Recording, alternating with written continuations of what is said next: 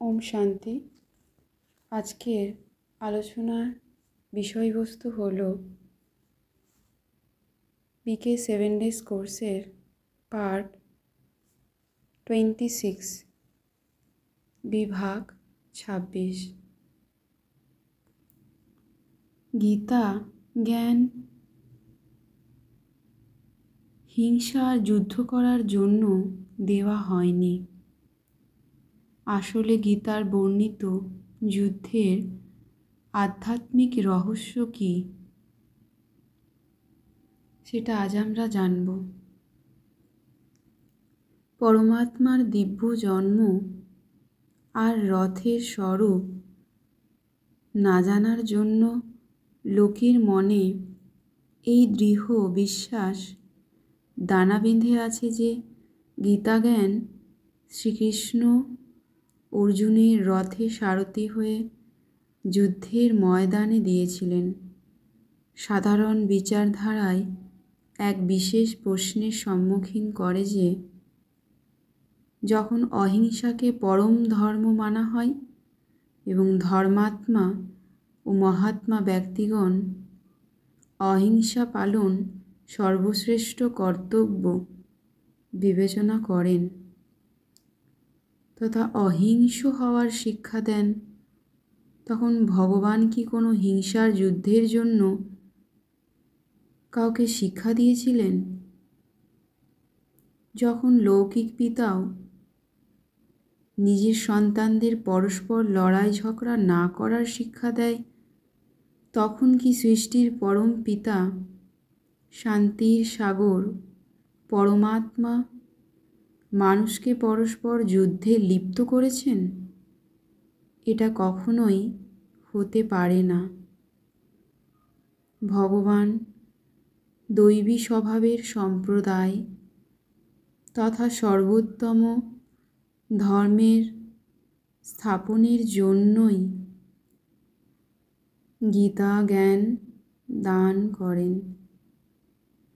এবং তার দ্বারা মানুষ রাগ, দ্বেষ, হিংসা, ক্রোধ ইত্যাদির ওপর বিজয় লাভ করে।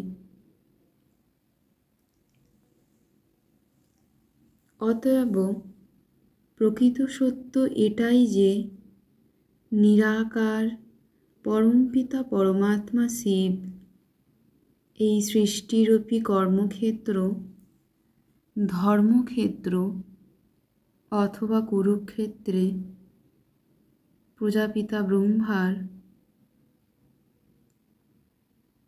অর্জুন শরীররূপী রথে সারথি হয়ে মায়া অর্থাৎ বিকারের বিরুদ্ধে যুদ্ধ করতেই শিক্ষা দিয়েছিলেন। যে বিকার আমাদের মনুষ্যরূপী আত্মার ভেতরে রয়েছে।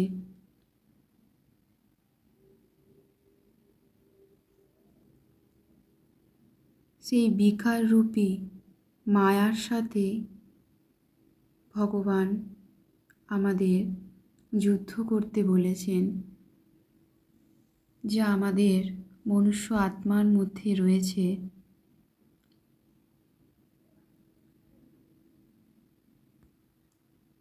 পবিত্র গীতার জ্ঞানের দ্বারা আমরা মায়ারূপী বিকারের সাথে যুদ্ধ করে পবিত্র হতে পারি। কিন্তু এদিকে লেখক পরবর্তীকালে রূপক আকারে তা বর্ণনা করেছে। চিত্রকরেরা পরে শরীরকে রথরূপে অঙ্কিত করে ব্রহ্মার আত্মাকে সেই রথে একজন মানুষ অর্জুন রূপে চিত্রিত করেছে। অবশেষে প্রকৃত রহস্য প্রায় লুপ্ত অথবা গৌণ হয়ে গেছে এবং স্থূল অর্থে প্রচলিত হয়ে গেছে। এখন সঙ্গম যুগে ভগবান শিব যখন প্রজাপিতা ব্রহ্মার দেহরূপী রথে অবতরিত হয়ে জ্ঞান দেন ও ধর্মের স্থাপনা করেন, তারপরেই কলিযুগে সৃষ্টির মহাবিনাশ হয়ে যায় এবং সত্যযুগের স্থাপনা হয়। অতএব এই সর্ববৃহৎ পরিবর্তনের জন্য পরবর্তীকালে এর প্রকৃত রহস্য প্রায় লোপ হয়ে যায়।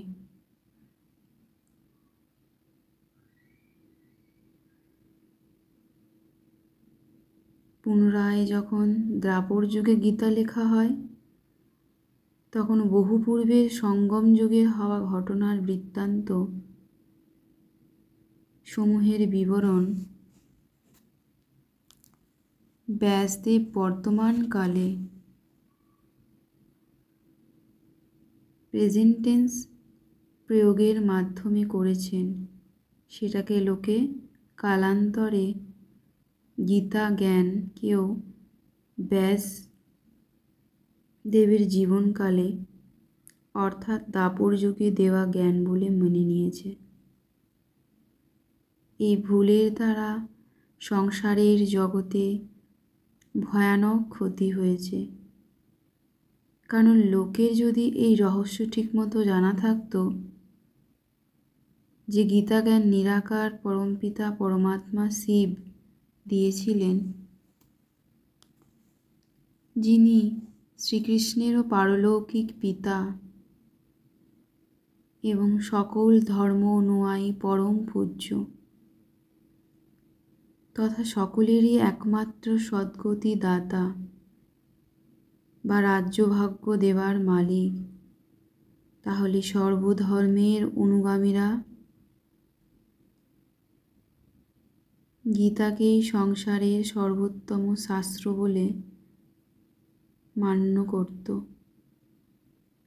গীতার মহাবাক্য পরম পিতার মহাবাক্যরূপে শিরোধার্য করে ভারতকেই নিজেদের সর্বশ্রেষ্ঠ তীর্থস্থান মনে করত, তথা শিব জয়ন্তীকে গীতা জয়ন্তী বা গীতা জয়ন্তীকে শিব জয়ন্তী রূপে মান্য করত এবং তার কাছ থেকে সুখ শান্তির পূর্ণ উত্তরাধিকার গ্রহণ করত।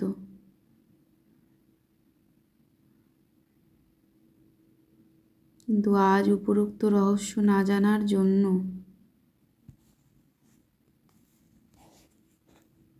এবং গীতা মাতার প্রতি সর্বমান্য নিরাকার পরমাত্মা শিবের পরিবর্তে গীতাপুত্র দেবতা শ্রীকৃষ্ণের নাম লিখে দেওয়ার জন্য গীতা ভ্রান্ত হয়ে গেছে।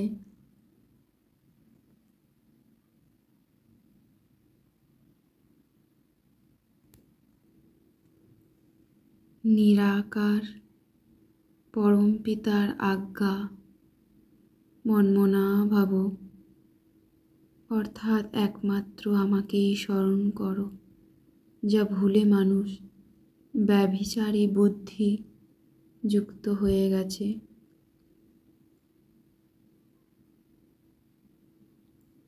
আজ পুনরায় আমরা উপরোক্ত রহস্য জেনে পরম পিতা পরমাত্মার সঙ্গে যোগযুক্ত হলে পুনরায় এই ভারতে শ্রীকৃষ্ণ অথবা শ্রীনারায়ণের সুখদায়ী স্বরাজ্য স্থাপন হতে পারে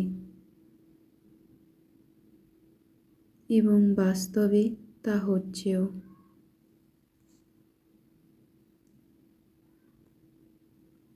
এখন পুনরায় আমরা শিব পিতার নিরাকার শিব বাবার শ্রেষ্ঠ সন্তানেরা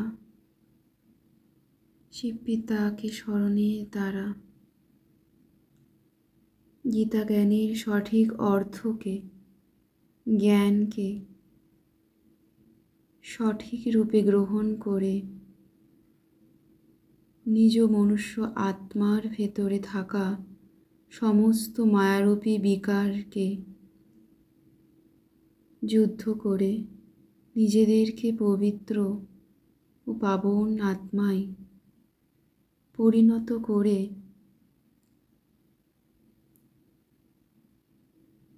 গীতা জ্ঞানের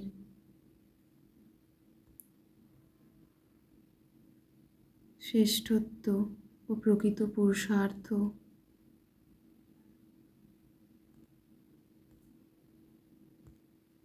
লাভ করতে পারব ও শ্রেষ্ঠ পুরুষোত্তম হয়ে উঠব। আজ থেকে আমরা গীতা জ্ঞানের শ্রেষ্ঠ অর্থ সঠিক রূপে বুঝে তাকে সঠিক রূপে নিজ জীবনে গ্রহণ করব। নিরাকার শিব পিতার শ্রেষ্ঠ সন্তানে নিজেদের পরিণত করব।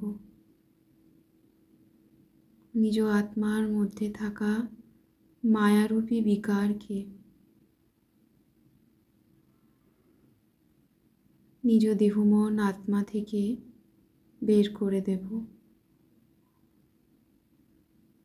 ও আমরা বিকার মুক্ত পবিত্র আত্মায় পরিণত হব।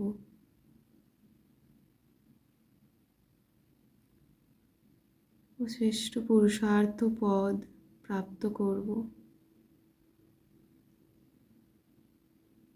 নিজ আত্মার অন্য সকল আত্মার কল্যাণ করব। নিজ শ্রেষ্ঠ পুরুষার্থের দ্বারা ও শিব পিতার সঠিক শ্রেষ্ঠ জ্ঞান গ্রহণের দ্বারা। ওম শান্তি শান্তি শান্তি ওম।